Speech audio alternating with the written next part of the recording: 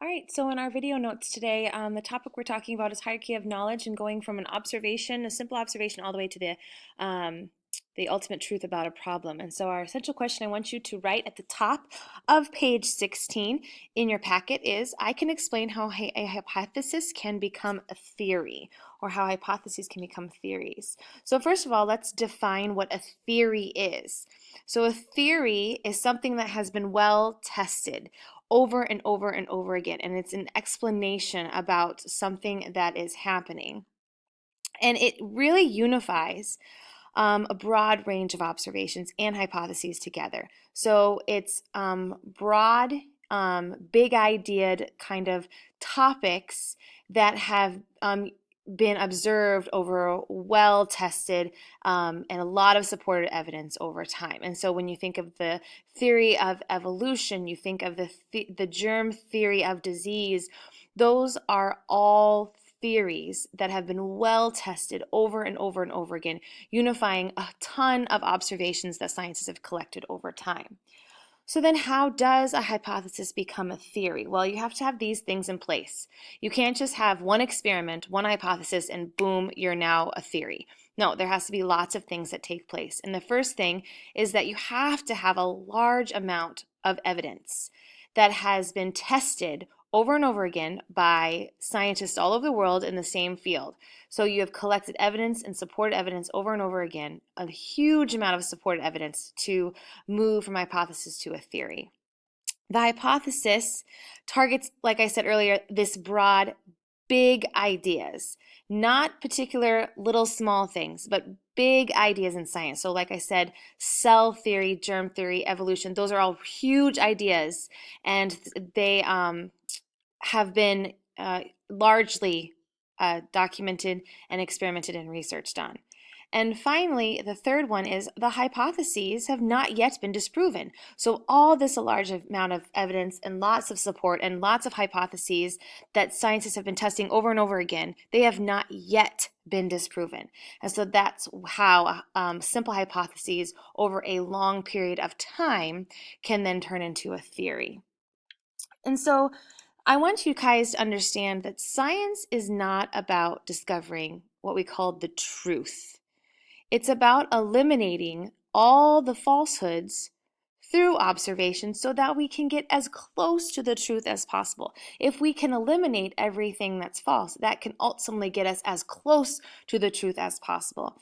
And so there is kind of a hierarchy of knowledge that scientists go through and where we want to go to if we possibly can. So we're going to start at the bottom. And so the first thing that happens is we make observations. That's the first thing all scientists do is we observe. We observe all the things around us. And then that leads to us forming inferences about those problems. We test those inferences over and over and over and over and collect a bunch of different evidences that have not yet been disproven, which leads us then to the theory.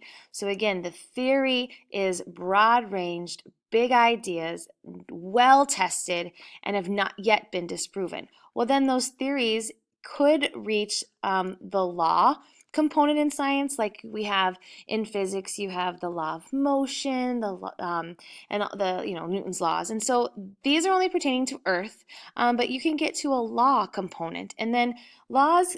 Then we can ultimately get to the truth. But science, it's very difficult to get all the way to the truth. We really don't have 100% truth on everything we ever study, and so it's just kind of looking at the hierarchy of knowledge and where scientists try to get through in their process into solving problems. And so that leads us finally to the traditional scientific method, where you have your problem, your hypothesis, your procedure. You collect data while you're in your experiment, you analyze that data, and you form conclusions. And so in the rest of your packet on page 16 and 17, you kind of have that explanation, and you kind of have like a visual representation of what a scientist goes through and what we have been going through kind of randomly in different spots in our unit. And so we have seen problems. Remember, they're in the form of a question. We have given you problems, and you have been formulating your if, then, because statements. We have not written a step-by-step procedure yet, but we will be in this week's lab. We have practiced the different types of data collection, qualitative and quantitative. We have practiced making graphs, and we have practiced analyzing graphs from quantitative data. And then finally, there is a conclusion where you remember I spoke earlier in the unit that we say our hypothesis is supported or rejected based off of our evidence. Remember, we don't want to say right or wrong. So I want you to kind of review this in your notes and just kind of review and remember back in your previous science courses about the scientific method. And then what I want you to do once you're finished with this video is you're going to go to page 18. And in page 18, you're going to use your textbook and you are going to find and learn about the 8 characteristics of life, because we are in biology and that is the study of life. And in order to be alive, there are 8 characteristics you must have in order to be considered living. And so I want you to write down the characteristics of life and then draw a picture to represent what that characteristic is.